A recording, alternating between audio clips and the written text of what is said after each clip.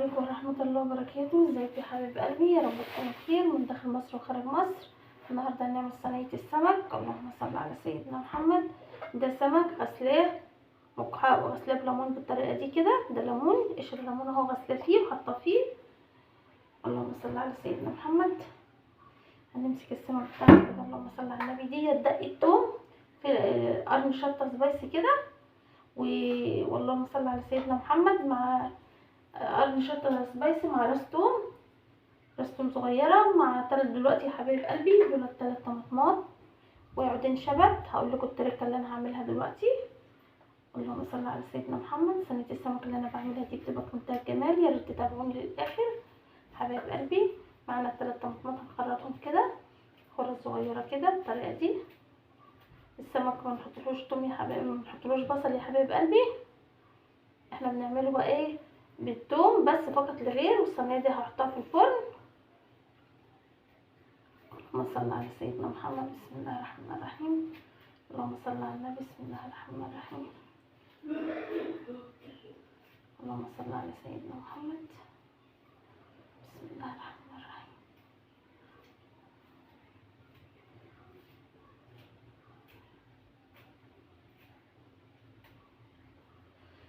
خرطنا اول طماطمايه. شكلي مش هحط الطماطم كلها، انا شكلي هكتفي بطماطمتين 2 بس عشان مش عايزه اكتر الطماطم. اللهم صل على سيدنا محمد.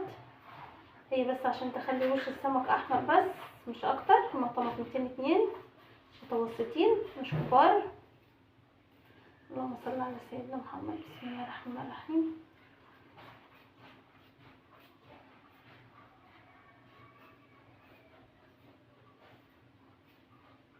اللهم صل على سيدنا محمد.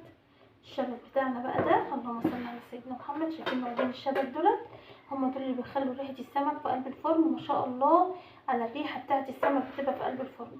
هنحط من عودين الشبت دولت ريحه بقى كده في قلب الدقه دي اهي، في قلب الخلطه بتاعه السمك. يديهم سر الريحه بتاعه السمك. صينيه السمك اللي بتبقى ريحتها جايبه لاخر الشارع من عودين الشبت اللي احنا بنحطهم دول. التركه الجميله اللي احنا بنعملها في السمك تبقى جميله جدا جدا جدا جدا. بس كده نكتفي بدولت.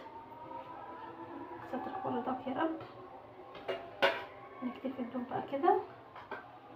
هنمسك البتاع بتاعنا كده. اللهم صل على سيدنا محمد. اشهد ان لا اله الا الله. هنحط شويه دقه كمون بفلفل بكزبره بالطريقه دي كده في الخلطه بتاعتنا. اللهم صل على سيدنا محمد. بسم الله الرحمن الرحيم.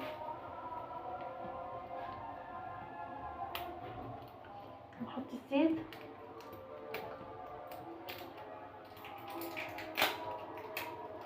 ثانية واحدة بفتح ازازة الزيت.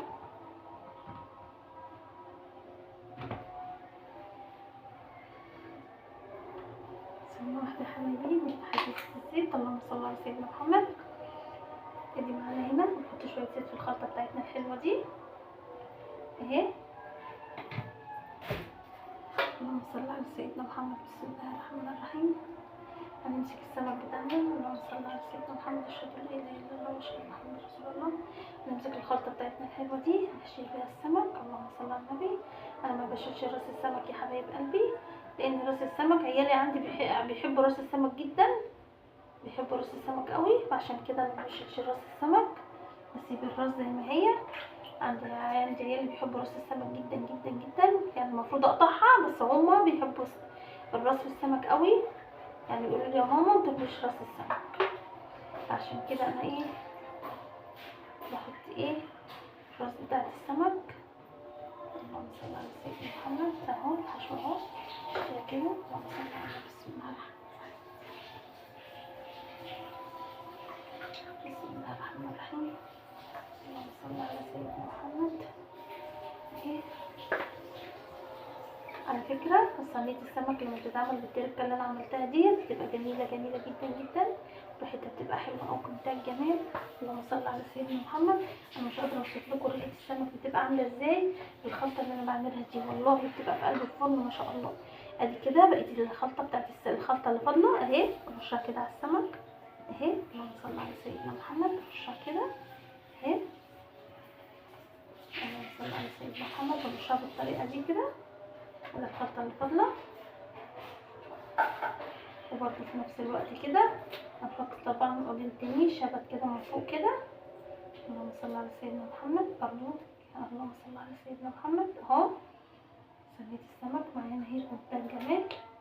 هتخش الفرن بقى دلوقتي. هنحط لها شويه زيت من فوق البساط خالص، برضو شويه بساط اهو.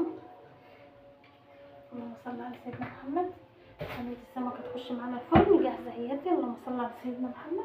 في منتهى الجمال هتخش الفرن وما تطلع من الفرن ان شاء الله باذن الله هصورها معاكم باذن الله، هوريها لكم لما تطلع من الفرن، بس هنزلها في فيديو تاني بقى عشان ما تقلش عليكم. حبايب قلبي لو وصلتوا معايا لحد كده اشتراك في قناه هاني من البيت، اشتراك كده يا حبايب قلبي، ولايكاتكم الحلوه وكومنتاتكم اللي دايما مفرحاني. ربنا يبارك فيكم ويخليكم ليا ويجعلكم دايما في حياتي، وما تحرمش منكم يا حبايب قلبي ولا من كومنتاتكم، ما تحرمش منكم خالص يا حبايب قلبي، وخليكم ليا من داخل مصر وخارج مصر. كل اللي بيتابع قناه هاني من البيت ربنا يخليكم ليا يا رب ويجعلكم دايما في حياتي يا حبايب قلبي. انا لو كبرت هكبر بفضلكم انتم وبفضل ربنا، هكبر بفضل ربنا ثم فضلكم حبايب قلبي. انا لو كبرت انتوا هتبقوا السبب في النجاح بتاعي، لان انتوا ان شاء الله باذن الله اللي هتوصلوني باذنك يا رب، يعني بعد ان شاء الله باذنك يا رب، يعني بعد ربنا انتوا يا حبايب قلبي. انا لو كبرت هكبر بيكم وبفضل ربنا حبايب قلبي. ما تنسوش من النبي كده اشتراك في قناه هاني من البيت كده،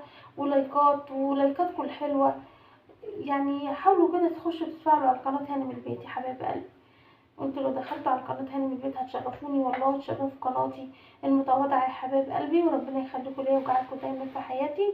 واقول لكم دلوقتي استودعكم الله الذي لا يضيع ودائعه. السلام عليكم ورحمه الله وبركاته يا حبايب قلبي.